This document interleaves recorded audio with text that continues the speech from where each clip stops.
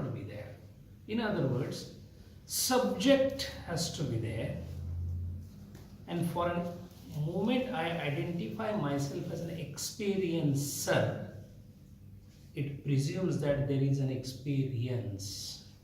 And moment I presume that there is an experience, I presume that there is experience of an object.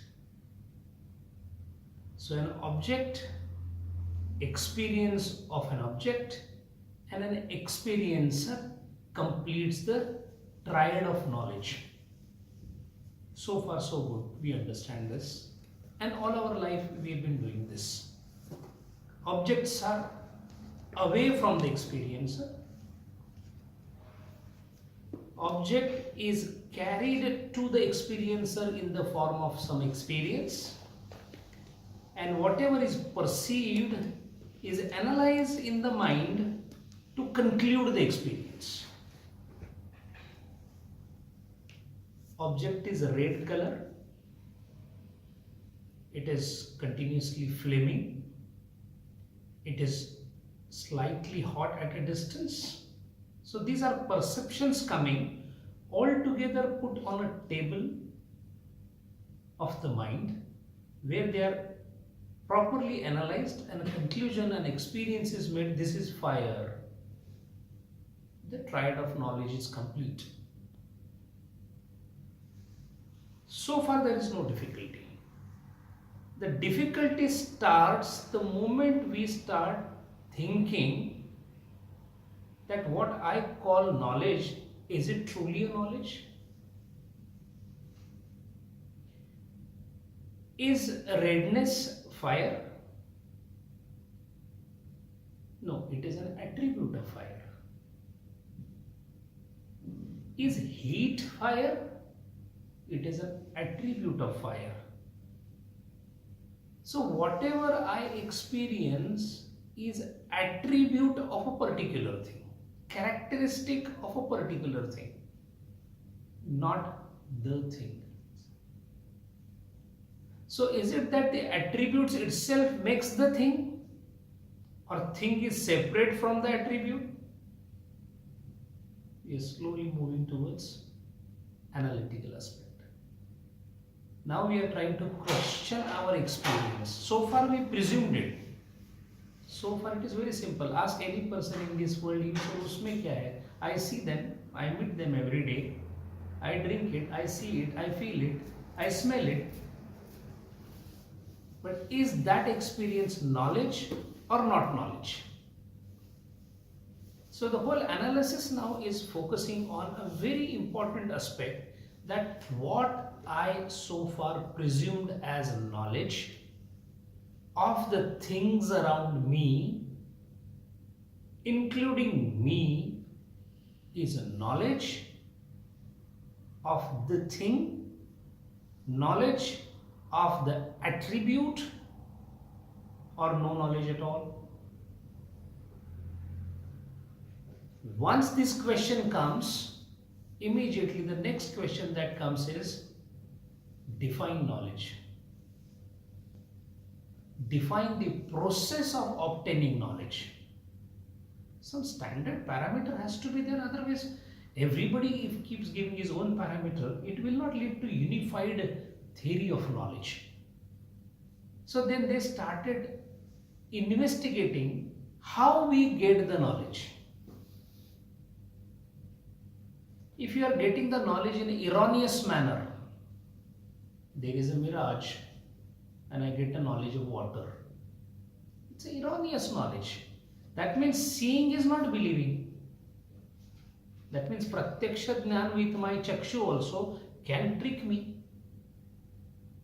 If it can trick me in mirage, it might be tricking me when I am looking at even a normal object. Who knows? Because a mirage is understood by me.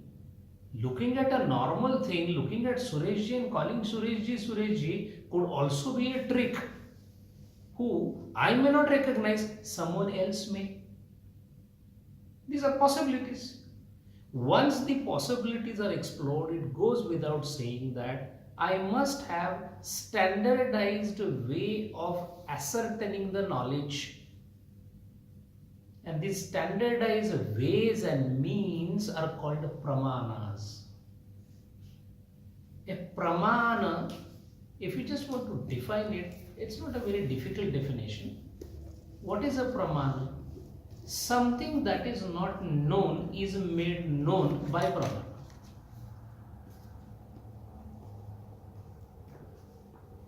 I know Pradeep ji. Do I need a pramana now? I already know him because I have used my pratyaksha pramana long back. Now I need only a smriti, a memory, a recall of that pramana. So with that, what is a known, if it is again known, same sentence now in little technical language, that which I cognize, if I recognize, is called recognition, smriti.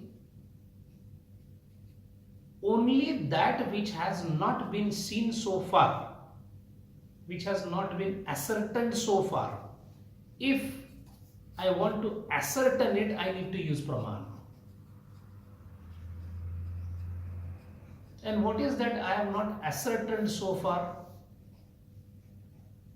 I am not ascertained so far the veracity or the truth or the reality of my own existence. A normal man will not understand this question. Why? He would say, are you a fool? Because I know I am so and so, this is my body, this is the world, this is my wife, this is my child. How come you are asking me a question like that? The difference between a philosopher and a normal man is this.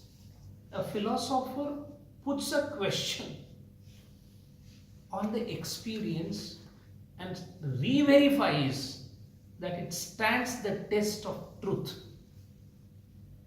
And that is why Indian philosophers put a question to themselves that what could be standardized parameters of verifying the presence of truth of the things that are around me, including me.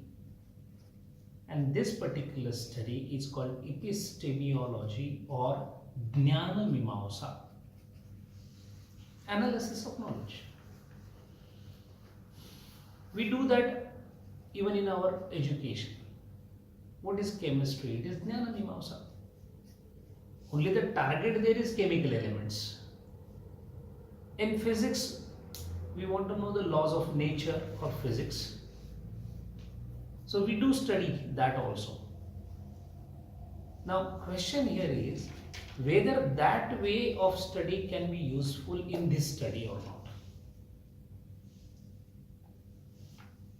There are pramanas in laboratory also. We don't know two radicals. They are called radicals in chemistry. They are mixed up and then we analyze that. So while analyzing those two radicals, we use methods. First we see the compound and say can't make out because direct seeing it doesn't give me a clue that this is sodium and chloride mixed together. It looks like a salt to me. I undergo a process of separating them, and in separation I do the titration, I do that some element I use, and then I come to a conclusion, I infer. Since this became a red, that definitely must be an acid. If it is not red, then it is an alkali. I am inferring. So direct seeing didn't help me. I inferred it. So anyway, I am using pramanas because sodium chloride is unknown to me. So pramana has to be used. If I already know there is a sodium there, where is the question of again putting it? Same logic if we take towards Vedas. That which is already known is also mentioned in Vedas. If you do putra kameshti yajna, you get putra, isn't it? That is the phalam of that yajna. It is known then, it is known now, it will be known later also. Is there anything to understand? No. Then why it is mentioned? It is called anuvada vakya, reiteration. Anuvada is what has been told again. Anuvada vakya. So known things, when they are again retold, they are called Anuvada Vakya. But when something is spoken about unknown, it is called Pramana Vakya. And right now what we are studying as Upanishada is Pramana Vakya. Would Gurudev read Upanishad? For him it will be Anuvada Vakya. Why? Experience is already there. Again I am reading the same thing. For us, the experience of Atman is not there, or some unknown thing, Chaitanya, unknown source, consciousness, whatever you call it, is not there. So we need to study the Pramana Vakya. After studying the Pramana Vakya, what will happen? We will come to a conclusion that yes, there is a possibility, a very high grade of possibility that Atman exists. And anything that you come close to the faith or the belief, that only you try to experience. So as we said, when we see any object as a subject, we see probably the attributes of an object. Perhaps we do not see the real sense of an object. A very concrete statement now can be made. Attributeless awareness. Think about the statement. Attributeless awareness is consciousness. A thing is in front of me. Attribute is she is my wife. Attribute is she has 5 feet 2 inch height. Attribute is she is wearing this. Attribute is she is beautiful, ugly, etc. Keep removing the attributes, she will be there. What remains without attributes is pure attribute-less awareness, or it is also called choiceless awareness. This choiceless awareness is what we are trying to grab. Now the question is very simple. Why is it that I don't see a thing directly as a thing? Why do I see attributes? I should have an ability to see a thing as it is, not as an attribute. He had this ability. He couldn't see attributes anywhere.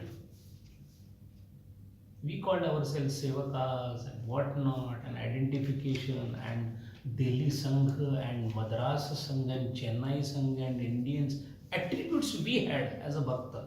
As a Gurudeva, it was attributeless presence.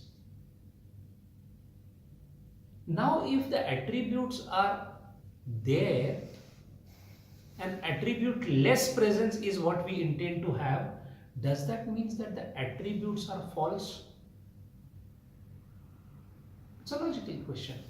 But if you say false, I see them. How can you not say that he is less than 6 feet? I can prove it. Take the scale and he will be less than 6. So attribute is there. But you say attribute less. If attribute is there and attribute lessness is to be seen, one of that has to be true. Both cannot be. Because if I say attributes also, I can't see the thing behind it. Moment I see thing behind it, attributes are no more required. Once this is clean and clear in the mind, then comes the question, remove that one individual and take the whole universe. This whole universe and its attributes, Rupa and the Vishwa, if all that is around me as a Jagata, if it is full of attributes, then I feel it is true. The attributes are true. So what I feel true is false or true?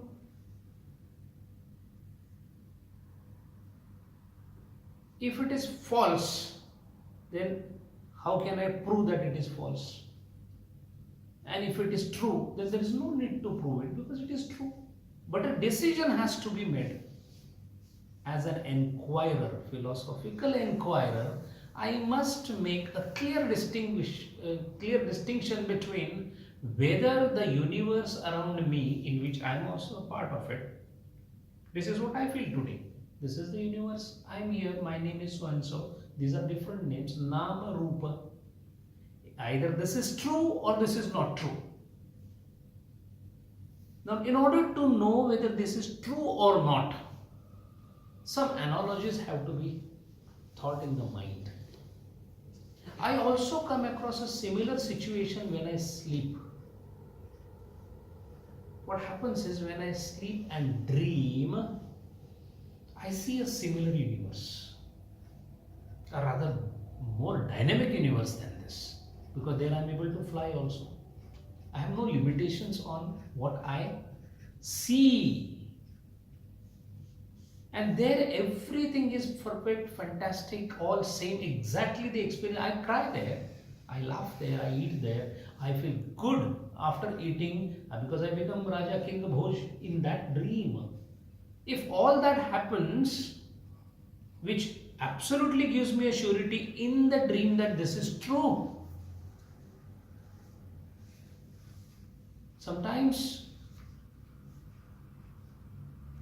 with me, my own experience, my wife would come and shake me up saying that, oh, are you crying? Well, I'm dreaming. Even it has effects on my body. This is the truth to which I experience it.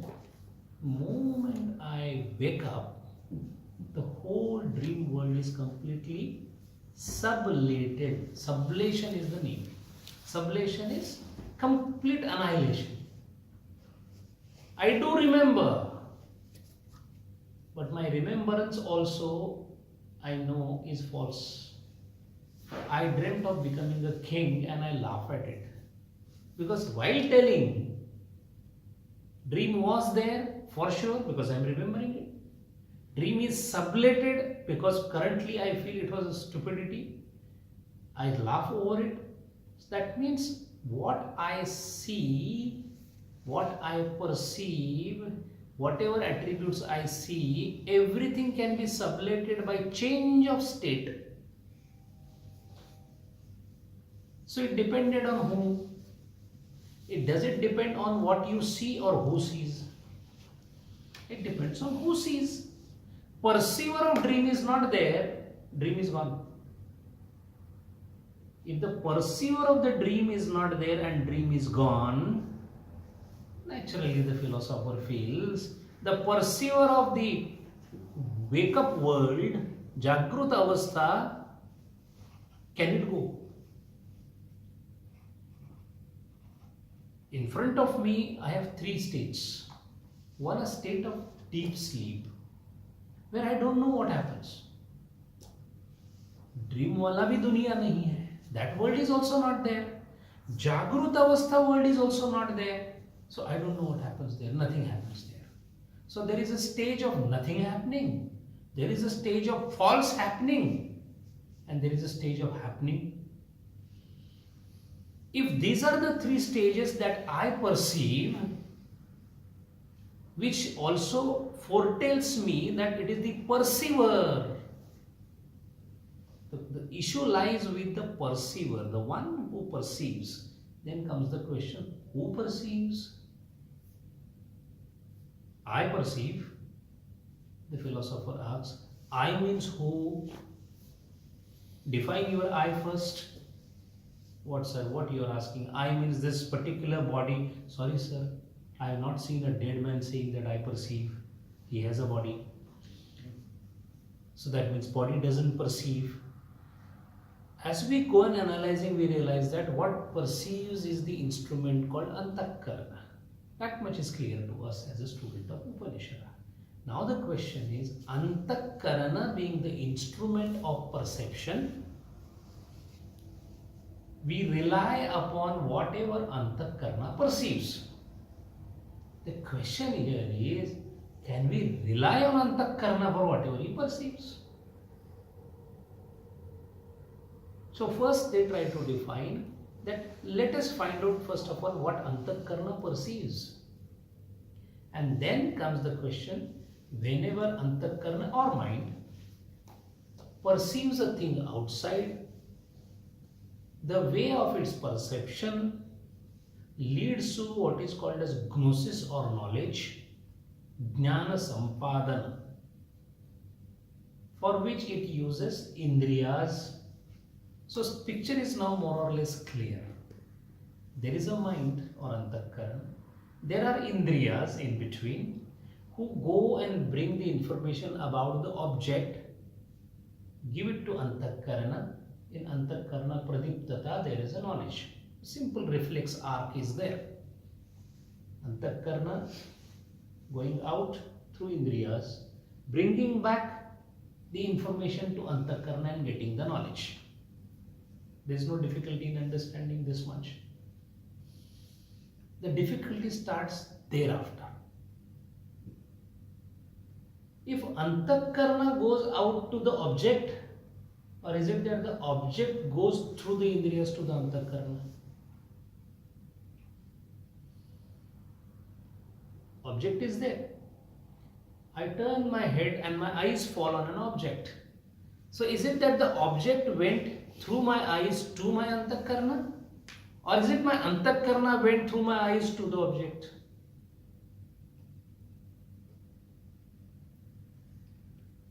Possibility both are there. The people who propound the theory, they said that no, the object is there. That's why you perceived it. The other people say that, sir, there is no object. You perceived it, so there is object. We are going into slight complexity. The real complexities are far behind. One who believes that the object is there is called a realist or materialist. Why? He believes in object. So world is there. So I perceive it. One who believes that no, it is the Antahkarana, the mind where everything is existing, is called idealist, because ideas are in the mind. So first ideas, then object, first object, then ideas. Two main things, realism versus idealism.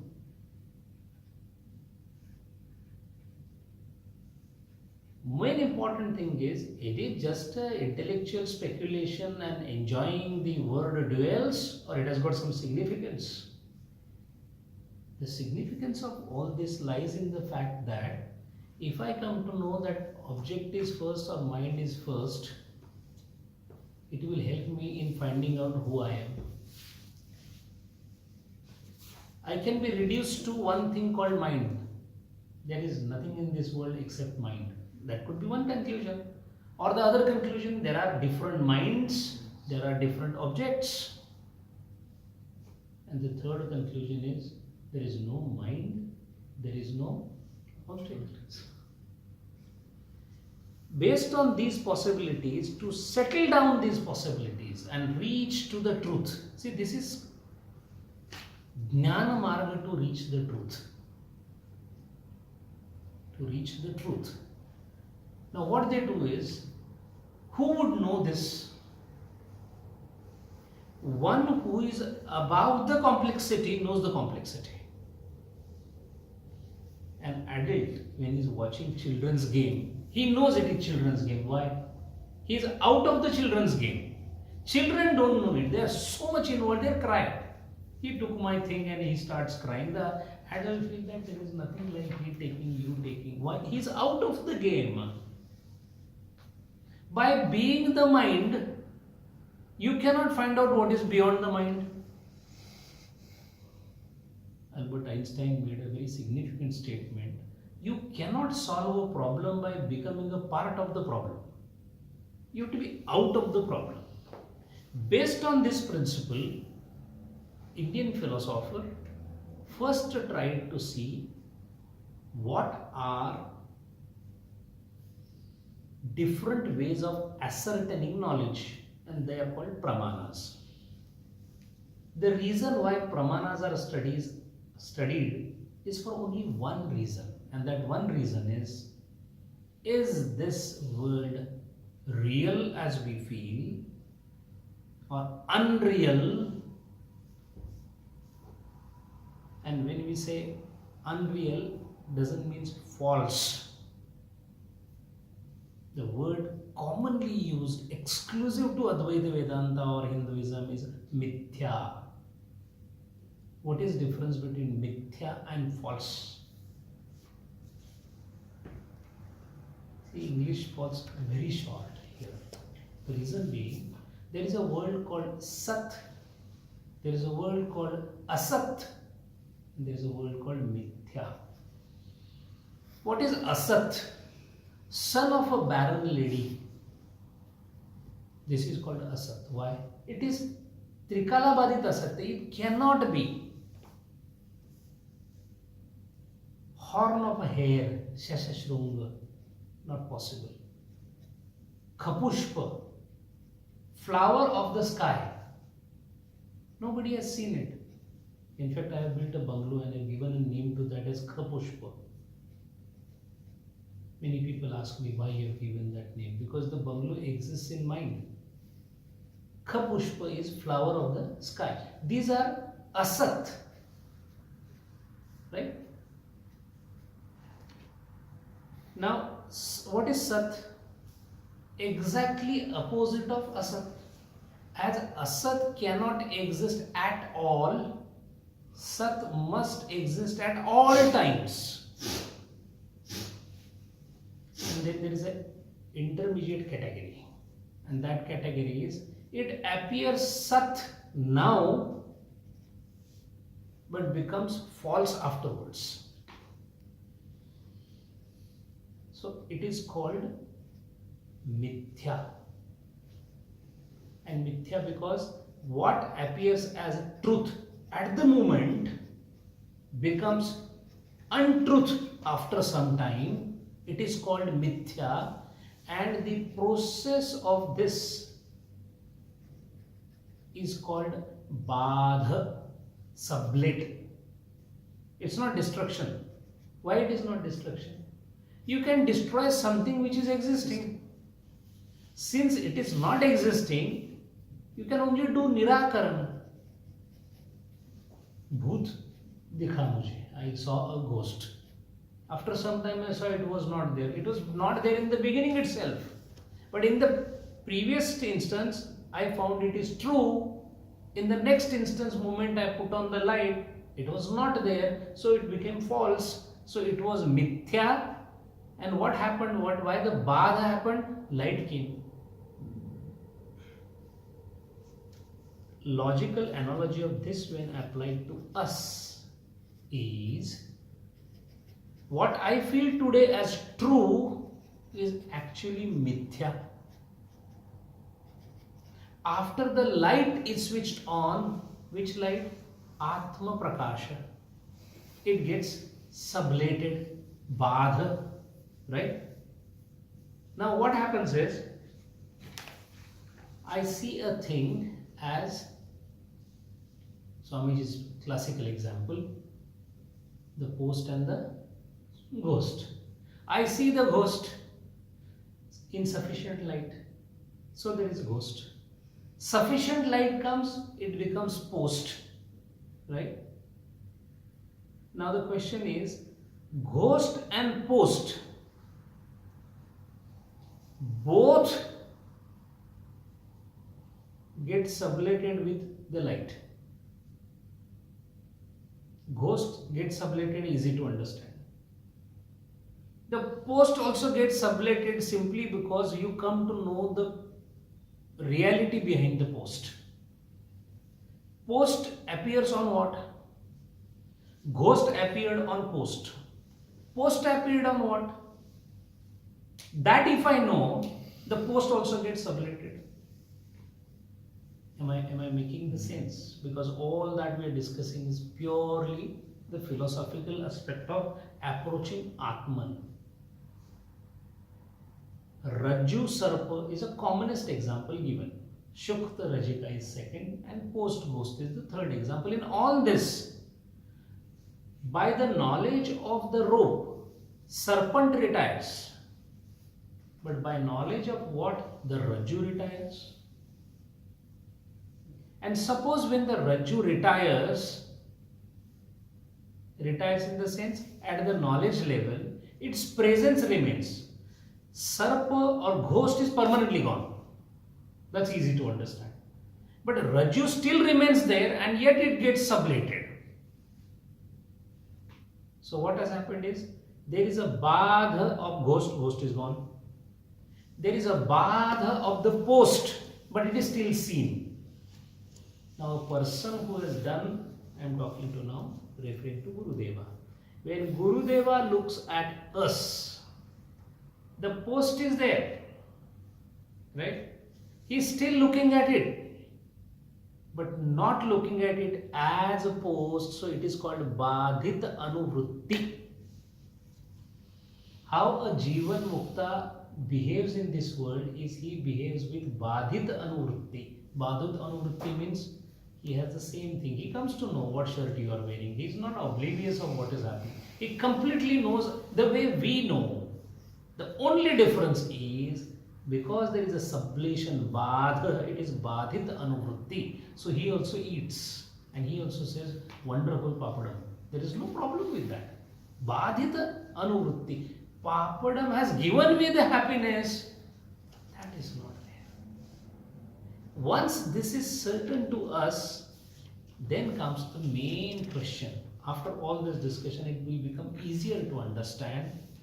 The way post and ghost, what we saw, if the whole world is a ghost on some post, we are not aware of the post, but world is a ghost, that much we can perhaps think possibility.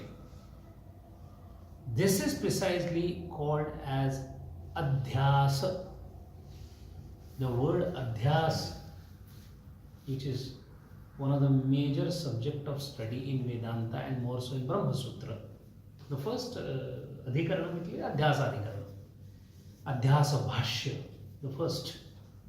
Athato Brahma Jidnasa, and then the adhyasa starts.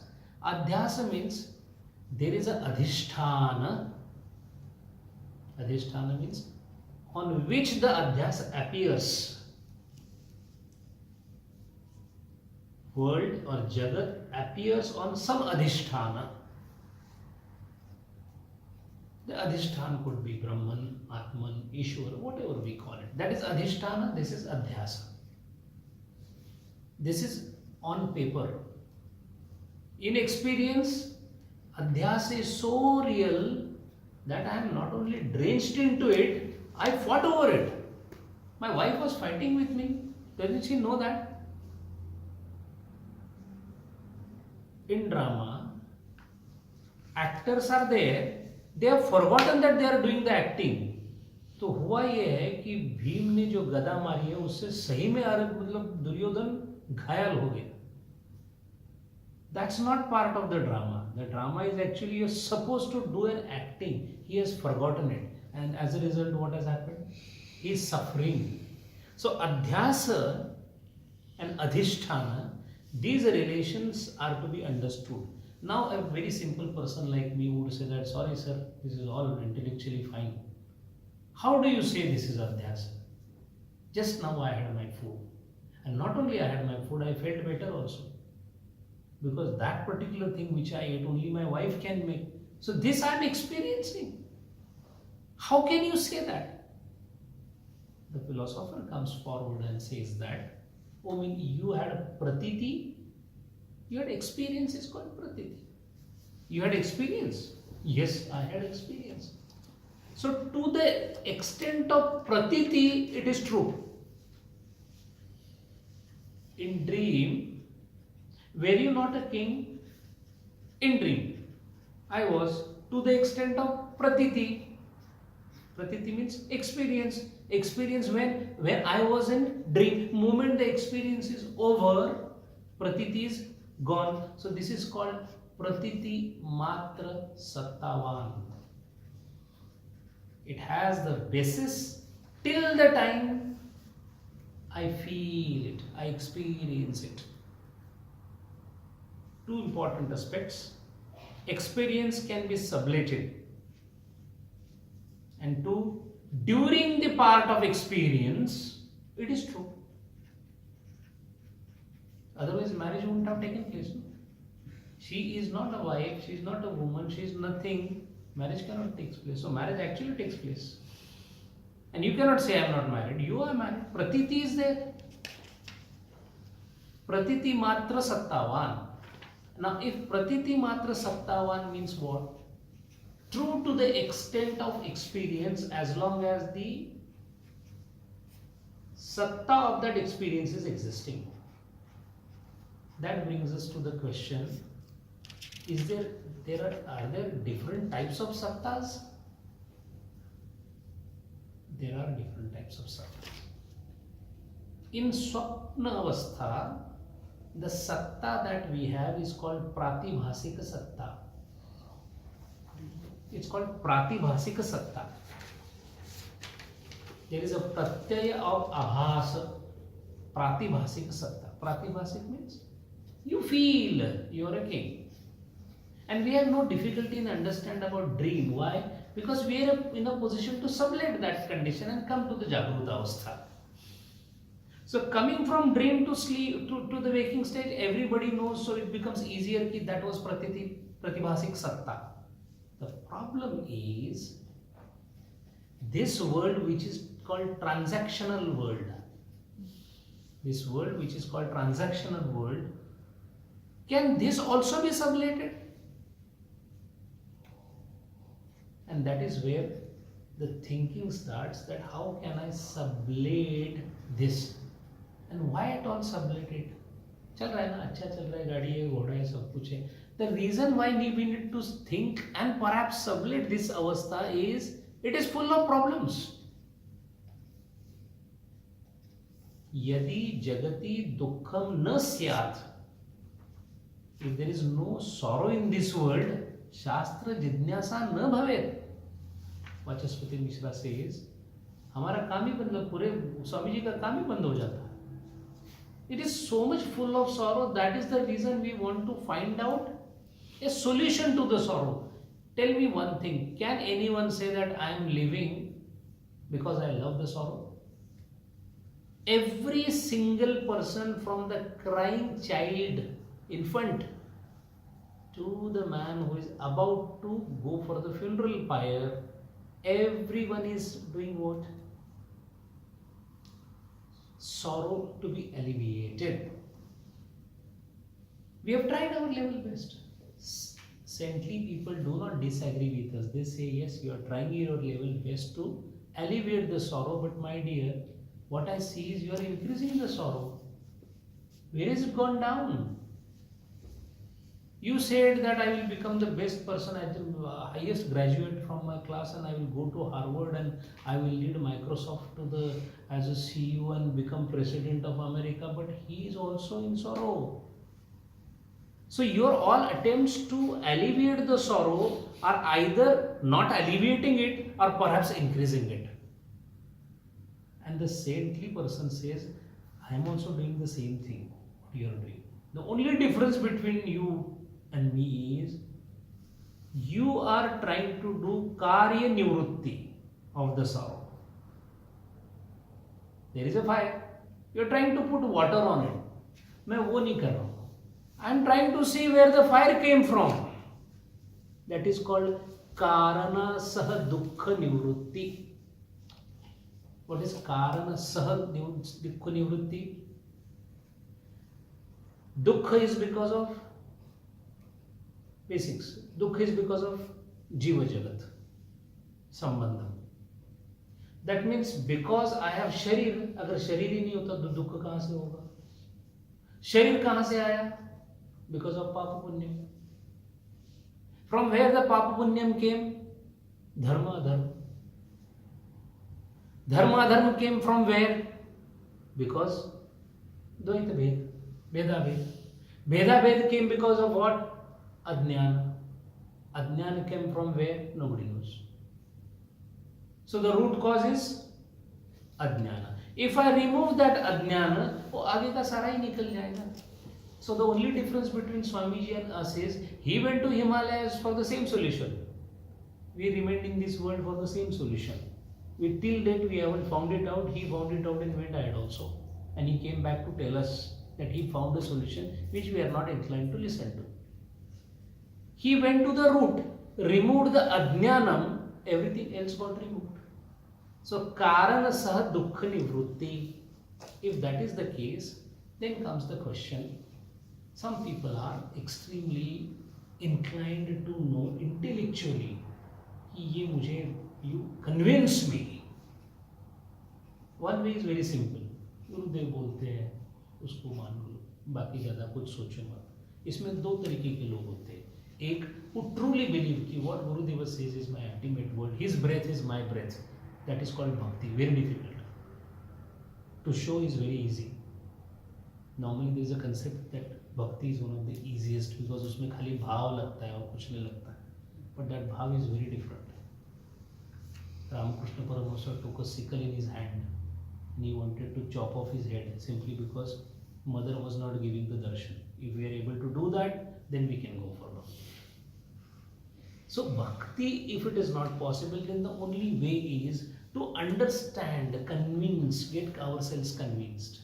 And for the convincing that this world is an adhyasa, adhyaropita, adhyas arop on the adhisthana of Chaitanya, we need to understand that in order to know that adhisthana or Atman, word to बहुत बार सुना हुआ है, Atman, Atman, Atman, Brahma, Brahma, Brahma, everybody says, we also heard it, we also talk about it every Friday. The one who talks, the one who preaches, nobody has even got it to even to a minutest extent. But the fact here is, in order to know Adhishthanam, I must first prove that whatever is seen here is an illusion.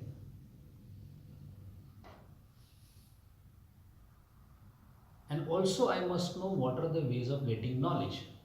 So in our previous class, what we tried to see was what are our means of getting the knowledge. We defined pramana as something that is unknown is made known, is pramana, right? That is the reason why smriti is not called as a pramana. I recollect through smriti. Recollection is not pramana. Why? It has already been collected. So it's known. Known cannot be pramana. So it is called smriti jnana. It is out of purview of jnana. So we get only dependent on experiential knowledge. That which I experience, which is justified, is called knowledge. We saw the definition last time. Now the experience can be true or false. Experience can be true or false. Mrugajala is an experience. Pratyaksha experience, it is false.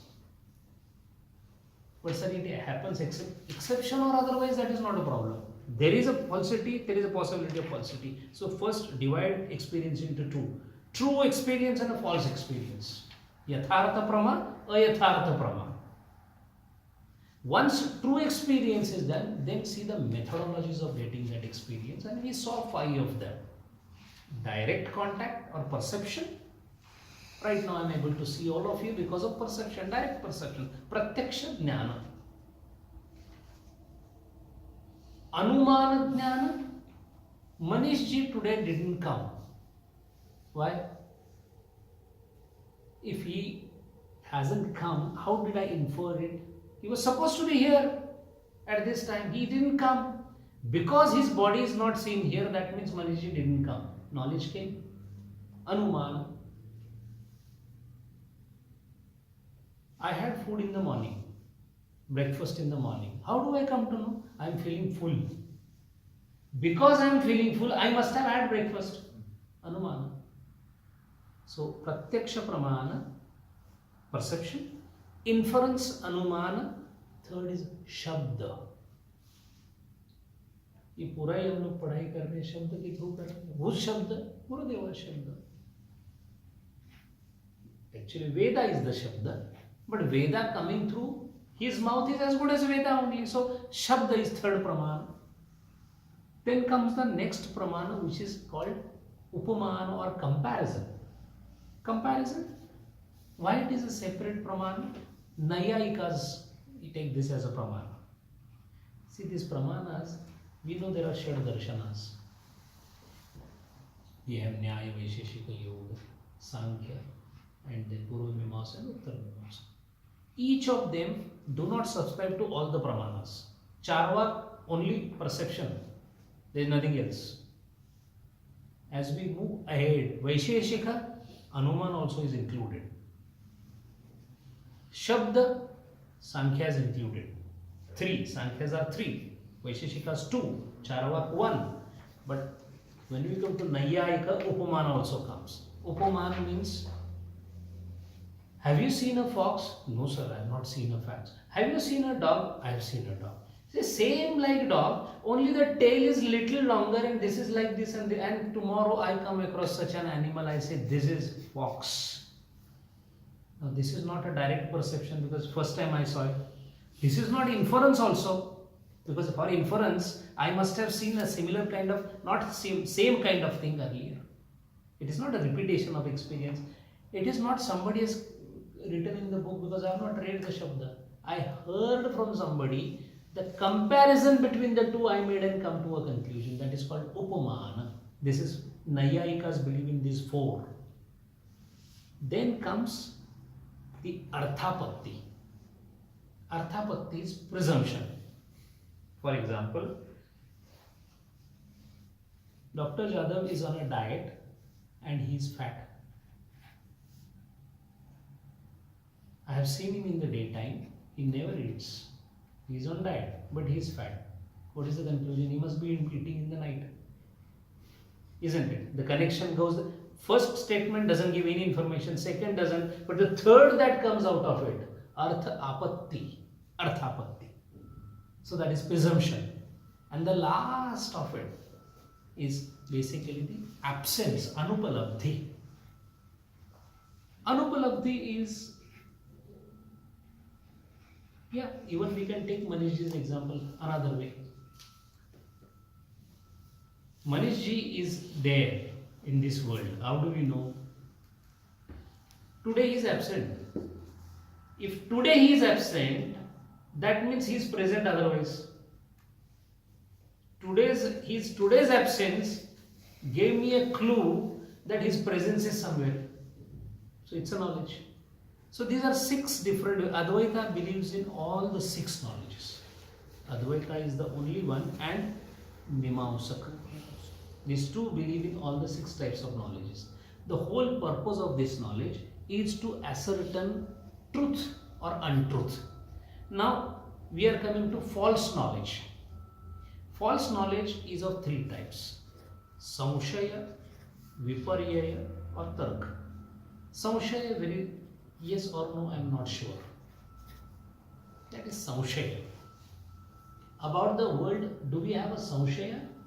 We don't have a Samshaya. Is the world existing or not? I am not very, no, I am sure it is existing. So it is not a Samshaya. Is it a Tarka? Hypothesis? No, I feel it every day. So it's not Tarka Anugamya. The only possibility that remains is world an illusion? Is it viparya? Is it error? Error of judgment. So my judgment that world is existing, is it an error? Is it an illusion? And that is why the Shad Brahmanas that we saw are studied in a different light. Why they are studied in different light? The ultimate adhisthana on which that adhyas happens, can I study that adhisthana through these 6 pramanas or not? In simple words, can I know Atman by these 6 pramanas? Which of the pramanas I can use for Atman? Pratyaksha. Can I see Atma Pratyaksha through the Indriyas? Why not? It being Vibhur Vyapya, it being all pervading, what you see has to be smaller than you, then only you can see it. So that is why Pratyaksha not possible, inference not possible. Inference is possible when you do things, there is a smoke, there is a fire. So smoke and fire is compared, Hetu it is called, Panchalakshana Hetu. But that is not possible because वो एक ही है. तो उसका कोई attribute नहीं है, there is no attribute to it, so inference cannot be there. So you don't have this shabda. Yes. This is the only pramana that can give a clue. Clue is called linga. Shivalinga is stupidly interpreted as some other things. Linga is a chinna, mark, clue. Shabda is a pramana. That is why Mahajano yena gataha sapanthaha. Upamana, dog and fox, not possible. He is one. If he is two, एक सूफी संत बहुत अच्छी तरह से बोलता है, कहीं दो की बू भी होती तो दो चार होता. It's not possible. तो उपमान is not possible. Then we come to अर्थापत्ति presumption. That is also not possible.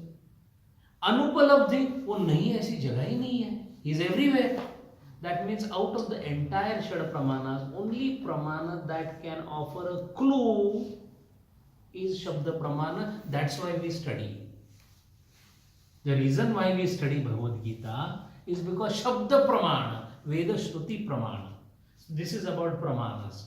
Then what about this world appearing as illusion? Is this illusion true? And this illusion itself is called Bhranti. Bhranti means illusion. That which appears as different than what it is.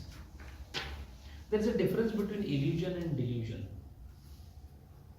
Illusion के लिए something has to be there. It appears different. You put a mud pot in front of you, it appears to me like a steel pot, but mud pot has to be there. Something is present, appears as different, illusion. Nothing is present and it appears, delusion. Now something is present, we all know world is present. Now it is an illusion, very difficult for me to believe because I stay in it. I enjoy it, I am a part of it, I am convinced about it, and not once. 1,000 births I am convinced about it. How can you say no? I keep coming to this world. This world, if it is illusion, then what is the nature of this illusion? The nature of illusory knowledge of the world or illusion is called khyati. Khyati means study of illusory knowledge. It is a knowledge. Mind well. Error is also a knowledge. Because it is anubhavajanya jnana. Definition of jnana is there has to be anubhava. There is an anubhava we have. The anubhava is false, that is what we are supposed to prove. Anubhava is not there, it's not said. Falsity of experience. So that is why when this particular illusion is to be studied, it is called khyati. And since why this illusion happens is not sure, there are different theories. And those theories are called vada. So there are different khyativad. Different khyativad. Now how these khyativadas go? There are different darshanas. Buddhists are there, Jains are there, Purvamimamsak are there, Yoga is there. Everybody has propounded his own theory. Why world appears as a... All of them agree that this is a khyati, this is an illusion. But how this illusion is placed? Illusion is because there is a problem in the subject or there is a problem in the object. Right? There is an object called world, there is a subject called me. The problem could be me, that's why it is illusion and I am not able to perceive it. The problem could be in the object itself, there is no problem in me. Based on this, the khyativad differs. The first khyativad is called Atma Khyati. Atma Khyati is a vad of propounded by Buddhism. Buddhism is again divided into many branches. We need not get into detail. It started as Vaibhashika, then it became Sautrantika, then it became Vijnana, Right? It is called Yogachara. Right now what we know is two main important schools, Yogachara and Madhyamika. Out of this Yogachara, what it says that there is no word. It is all the thing that you see outside as an object is externalization of the ideas of mind. Inside there is Atman. The same Atman takes the shape of ideas outside and the objects are seen. So the world is in the mind. It is called externalization of objects by the concepts of the inner source called Atman, because they don't believe in Atman like us. They believe in what is called as momentary consciousness is Atma. Right now I am looking at the book. The Atman has become a book for a moment. Next moment that Atman is gone, this is gone, another Atman, another identification. So what they say, and why do they say that? They say that look at the lamp flame of a Deepa Jyoti. It looks like it is constantly there. But a microsecond before the flame is gone, the new flame has come. Now that is the reason why the oil is getting finished. So flame is changing every microsecond. So if you go on analyzing this, you will come to know that nothing is constant. It is ever changing. So creation, presence, destruction. Creation, presence, destruction. At a very fast pace it happens, so there is a continuity. Right now Pradeep ji is not the Pradeep ji who sat in the morning here. Yes, that is true. Because in Kala, if you see, the change is so small that we cannot perceive it, but the change has happened. He has become old. So do I. So Yogachara people say that the consciousness is nothing else but something coming in existence, something remaining for some time, something getting destroyed. And this is experienced by this Atman. So imagine an experience followed by an experience, followed by an experience, followed by an experience is life. This is called Vithi, queue, a queue of experience, one after the other, one after the other, and nothing certain. Why? Gone is gone. The experience is gone, the Atman identification is gone. One who momentarily engages itself in this experience is Atman, according to them. How the Advaita believes? Advaita says Atman is one, constant, never changing, Shuddha, Ananta, Vibhurvyapya. This is exactly opposite of that.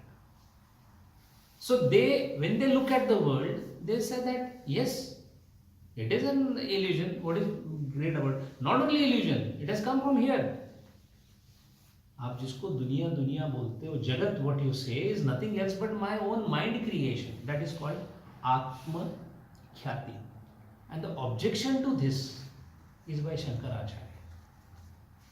He says, Bhai mere, if everything is temporary, then where is the permanent substratum? If everything is changing, everything can change on the basis of something that is permanent. So you have to presume a permanency. And the example given is when there is a circular motion.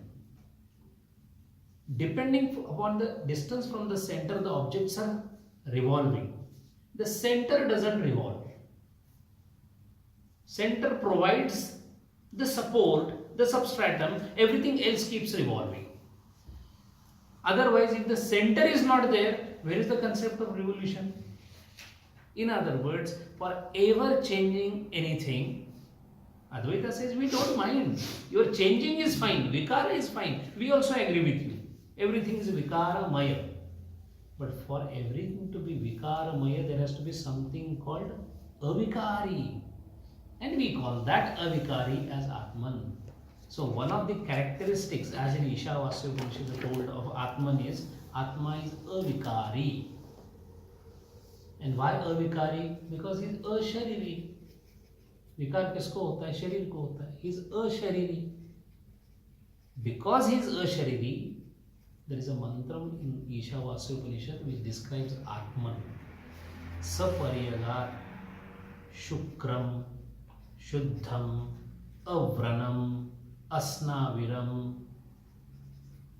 Now this description of Atman is to tell that he doesn't have vikaras. So that is the reason why it's a permanent self. So Atma Khyati is not the right kind of Khyati. So illusion you try to describe, sir, but this is not up to the mark. So Atma Khyati is kept aside.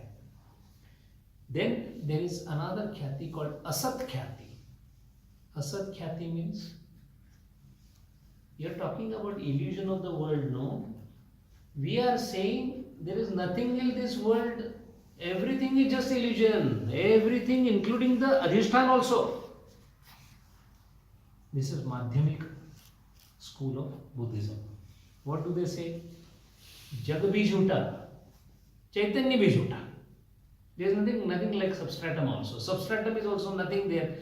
Then the question comes, sir, if everything is jhut, everything is false, what is true? Shunya. So what is shunya? Nothingness. Nothingness is the only thing that is there. Everything else is shunya. It's all gone.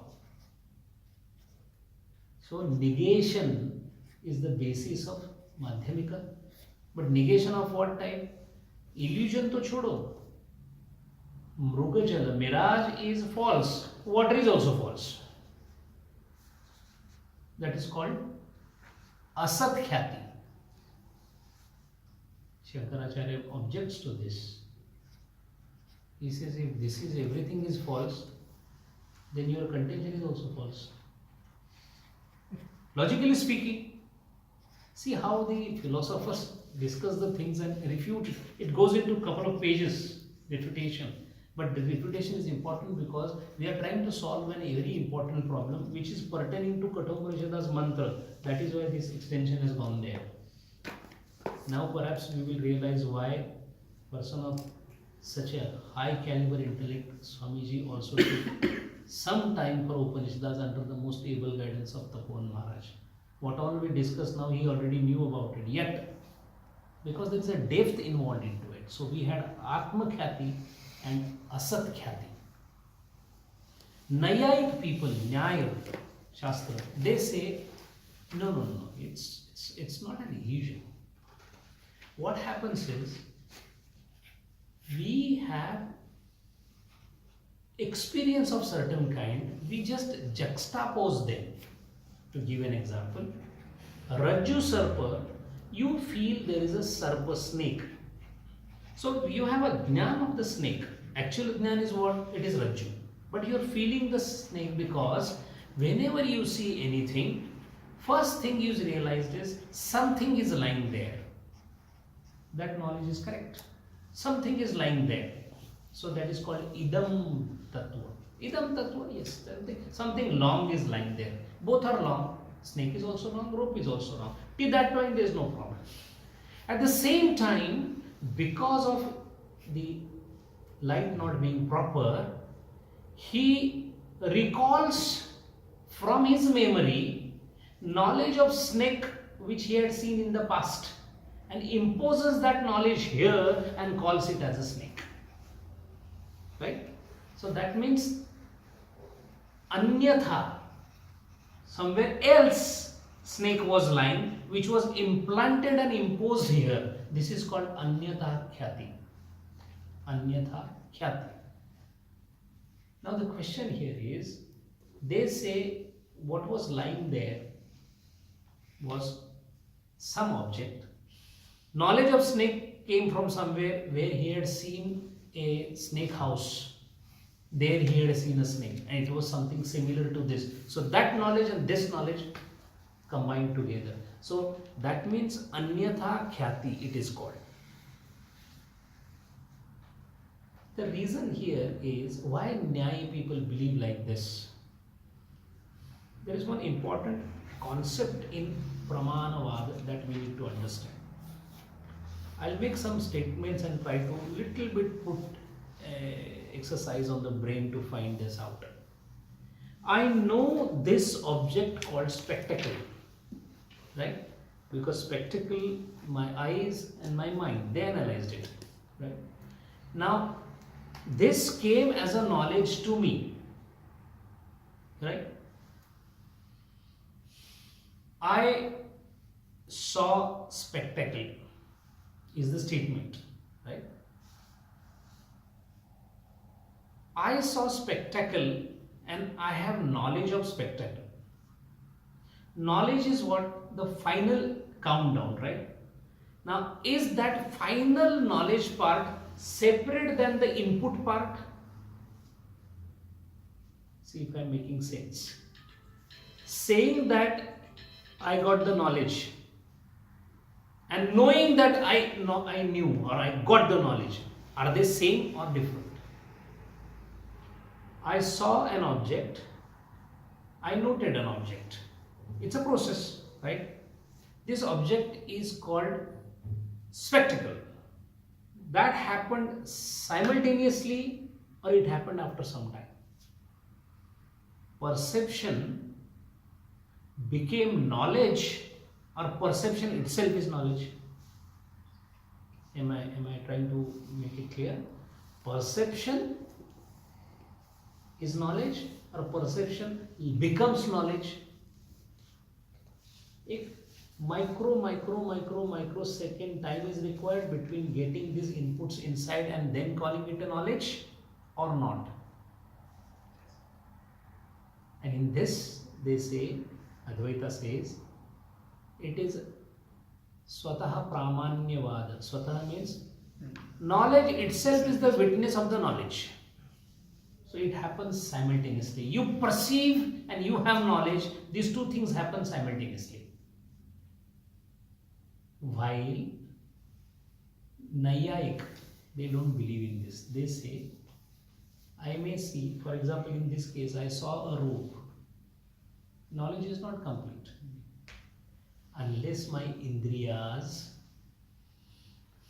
bahya paristhiti, the light, if everything is in order, that means my knowledge, uddipan, is a separate process than my perception.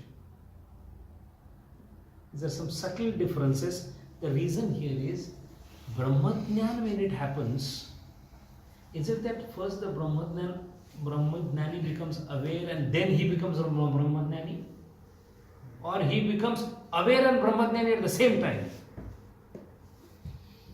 And Advaita as well as the experience tells us that it is ek samaya vachchede. That means instantaneous. ये इधर द्वैत का ज्ञान गया, ये इधर अद्वैत का ज्ञान मिला. Both happens at the same time. This goes, that comes. I'll give a small example that will clarify it. There is a lamp and there is a earthen pot on the top of it, right? Now when you break open the earthen pot, breaking open is first or seeing the flame is first, or both are same? Breaking open itself means seeing the flame. There is no difference between the two. Those who feel there is a difference, they are called parartha pramanyavad. Those who say no, it happens same time, like Advaita, they say it is swataha pramanyavad. So once this is there, in this anyatha khyati of Nayayika, an objection is said that if I see the rope and if you say I remember snake, that is why I feel snake, then in a picture also I see a snake, right? But that snake doesn't make me shiver. Here it makes me shiver. That means it must not be coming from anywhere else. It must be there only. That is why anyatha khyati is obliterated by Shankaracharya. Three khyatis we saw: Atma khyati, Asat khyati, and Anyatha khyati. While getting into the deeper aspects of khyati, etc., we should not forget why we are doing this. This happens very commonly in the study of Upanishads. People who attend to Upanishads are supposed to be sadhakas who are already sadhana chatushta sampanna. We are not. So here what is happening is a person is trying to utilize meditation as an instrument to get into the last frontier, and he's preparing himself for the frontier. To prepare for that meditative posture, meditative procedure, this knowledge is important, because as you start talking about Khyati, falsity, world, illusion, see, your mind becomes enlarged, and then your problem like कल को light का bill भरना है, suddenly you feel it is the gap, the distance. Then when somebody is on such a high pedestal, naturally your outlook towards your domestic or worldly issues become very, very small. This is called having a vyapta drushti, vyapaka drushti. So always keep a vyapaka drushti. Study helps you in enlarging the mind and having that vyapaka drushti. And then how it helps in meditation. Once this is there, whatever is happening in this small thing called world, it will not trouble you. Why? ठीक है.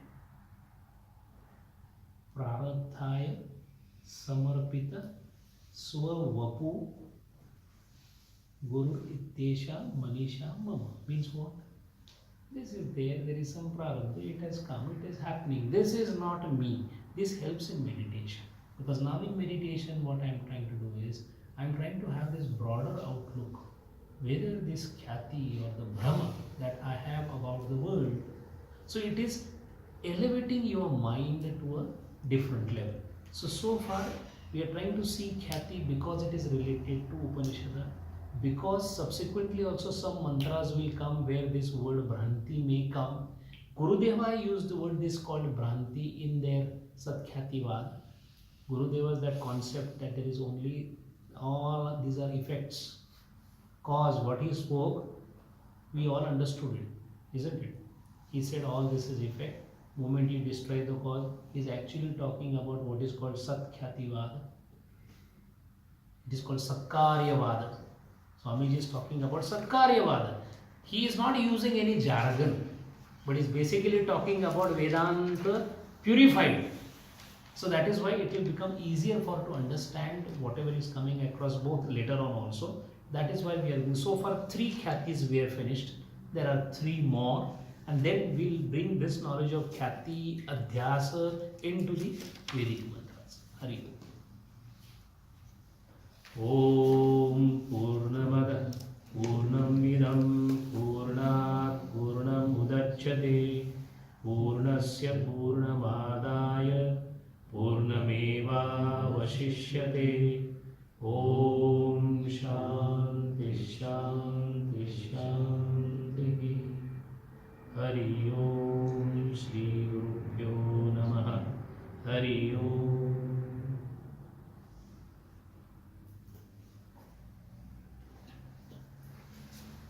The request is, please let me know if anywhere I am going little this way or that way. Trying my level best to